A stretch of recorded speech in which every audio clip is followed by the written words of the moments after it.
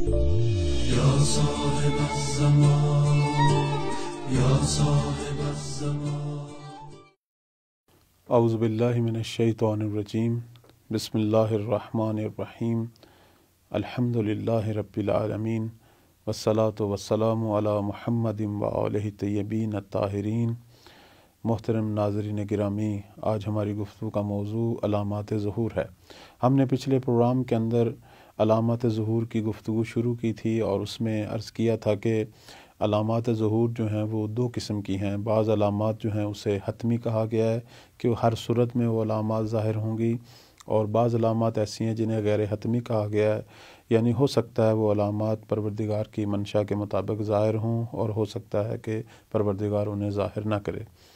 لیکن وہ علامات جو ہر صورت میں حتمی طور پر ظاہر ہوں گی، ان کو مولا امام صادق علیہ السلام کی حدیث کی روح سے آپ کی خدمت میں پچھلے پروگرام میں بیان کیا تھا کہ وہ 5 علامات ہیں، جن میں سے ایک سفیانی کا خروج ہے، اور دوسری علامت خسف بیدا ہے، اور تیسری علامت جو ہے وہ یمنی کا قیام ہے، چوتھی علامت جو ہے وہ آسمان سے آواز ہے، 5ویں علامت نفس زکیہ کی شہادت۔ ہم نے پچھلے پروگرام کے اندر سفیانی کے خروج کے حوالے سے ایک تفصیلی بحث کی تھی۔ آج جو ہے وہ باقی جو 4 علامات ہیں ان کے حوالے سے آپ کی خدمت میں کچھ نکات پیش کریں گے۔ تو دوسری علامت جو ہے وہ خسف بیدا، خسف کا معنی جو ہے دھنسنا ہے، اور بیدا جو ہے وہ ایک جگہ ہے مکہ اور مدینہ کے درمیان۔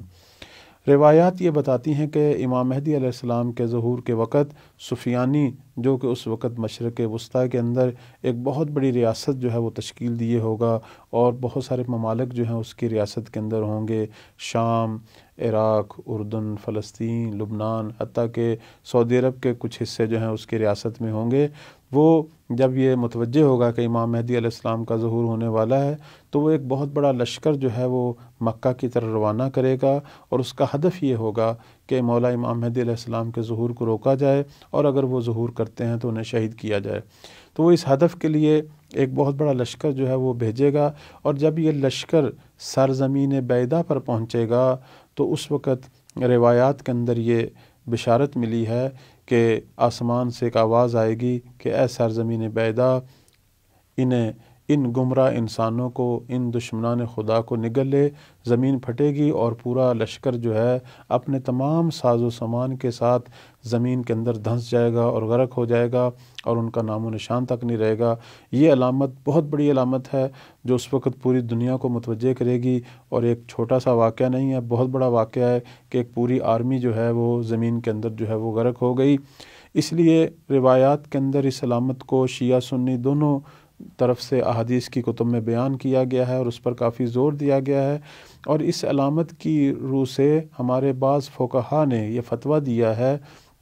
کہ زمین میں جن جگہوں پر نماز پڑھنا مکروہ ہے ان میں سے ایک جگہ یہی بیدا ہے جو مکہ مدینہ کے درمیان میں ہے۔ اس حوالے سے ایک روایت آپ کی خدمت میں بیان کرتا ہوں کہ مولا امام محمد باقر علیہ السلام کا فرمان ہے،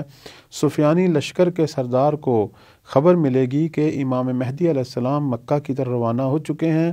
چنانچہ وہ ان کے پیچھے ایک لشکر روانہ کرے گا، لیکن ان کو نہیں پائے گا، اور جب سفیانی کا لشکر سرزمین بیدا پر پہنچے گا تو ایک آسمانی آواز آئے گی، اے سرزمین بیدا، ان کو نابود کر دے، جس کے بعد وہ سرزمین سفیانی کے لشکر کو اپنے اندر نگل لے گی۔ ناظرین، یہ دوسری علامت تھی۔ تیسری علامت جو روایات کے اندر بہت ہی دوسرے لفظوں میں توجہ کے ساتھ بیان ہوئی ہے، وہ یمن سے ایک نیک اور صالح شخص کا قیام۔ یہی سرزمین یمن جو ہے امام مہدی علیہ السلام کے ظہور سے پہلے ایک کروٹ لے گی، اور یہاں ایک بہت ہی برجستہ شخصیت کہ جسے مولا کے خاص ناصر ہونے کا بعد میں شرف حاصل ہوگا، اور مولا کے وہ خاص 313 جو ناصر ہیں ان کے اندر یہ یمنی سردار کا جو ہے وہ دوسرے لفظوں میں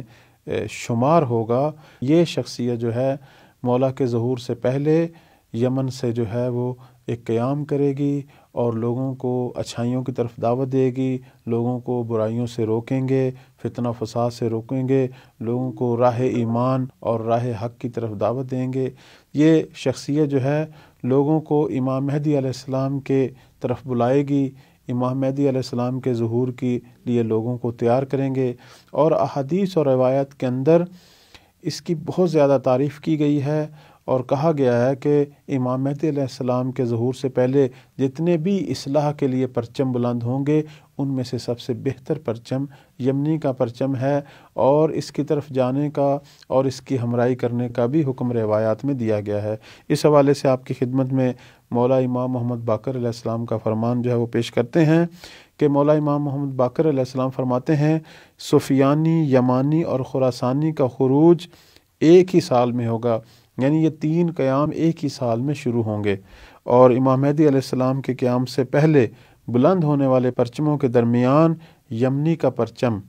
تمام ہدایت کرنے والے پرچموں میں سب سے بہتر ہوگا، کیونکہ وہ تمہارے امام کی طرف تمہیں دعوت دے گا۔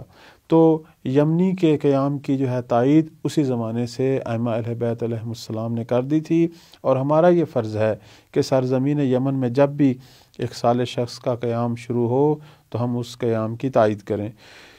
علامات ظہور کے حوالے سے چوتھی علامت جو ہے وہ آسمانی آواز ہے۔ امام مہدی علیہ السلام کے ظہور سے پہلے آسمان سے ایک آواز آئے گی، اور یہ آواز پوری دنیا کو اپنی طرف متوجہ کرے گی، اور روایات کی روح سے یہ حضرت جبرائیل علیہ السلام کی آواز ہوگی، اور مہینہ ماہ رمضان کا ہوگا جب یہ آواز سنائی دے گی، اور اس آواز میں امام مہدی علیہ السلام کا تعارف بیان ہوگا اور ان کے ظہور کی نوید دی جائے گی۔ مولا امام محمد باقر علیہ السلام نے فرمایا قائم آل محمد علیہ السلام کا ظہور اس وقت تک نہیں ہوگا جب تک آسمان سے آواز نہ دی جائے، جس کو تمام اہل مشرق و مغرب سن لیں گے۔ یہ آواز مومنین کے لیے خوشخبری ہوگی، ان کے دلوں کو امید اور دوسرے لفظوں میں ان کے ایمان کو بڑھائے گی، لیکن مخالفین کے لیے یہی آواز خطرے کی گھنٹی ہوگی اور انہیں خبردار کرے گی کہ ابھی بھی وقت ہے، رائے حق کی طرف جو ہے وہ آ جائیں اور اپنے برے کاموں سے باز آ جائیں اور مولا امام علیہ السلام کے انصار میں شامل ہو جائیں۔ اس آواز کے حوالے سے بہت ساری روایات ہیں۔ بعنوان مثال مولا امام صادق علیہ السلام کا فرمان ہے کہ آسمان سے آواز دینے والا حضرت امام مہدی علیہ السلام کو ان کے نام اور ان کی ولدیت کے ساتھ پکارے گا۔ یہ آواز لوگوں کو امام مہدی علیہ السلام کی طرف جو ہے وہ توجہ دلائے گی۔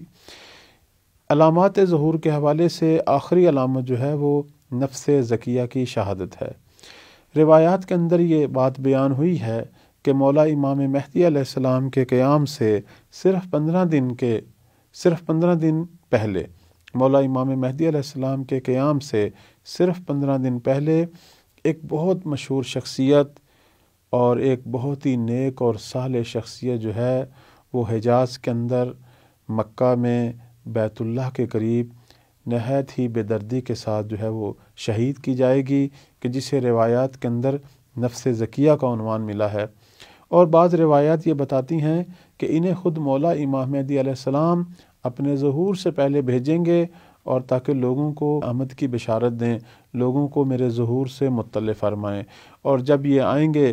اور مسجد الحرام کے اندر، جب یہ بیت اللہ کے پاس، خانہ کعبہ کے پاس جہاں بہت سارے لوگ جمع ہوں گے، اور جب یہ آ کے وہاں مولا کے ظہور کی بشارت دیں گے تو انہیں بہت ہی بے دردی کے ساتھ وہاں شہید کیا جائے گا، اور ان کی شہادت جو ہے پوری دنیا کے اندر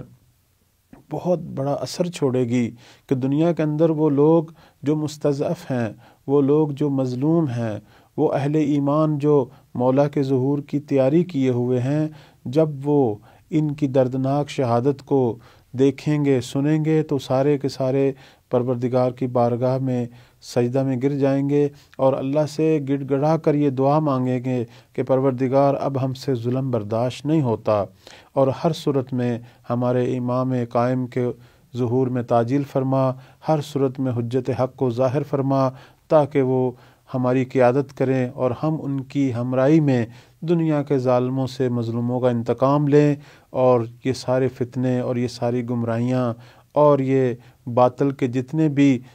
سردار ہیں اور باطل کے جتنے بھی مراکز ہیں سب کو ہم ختم کریں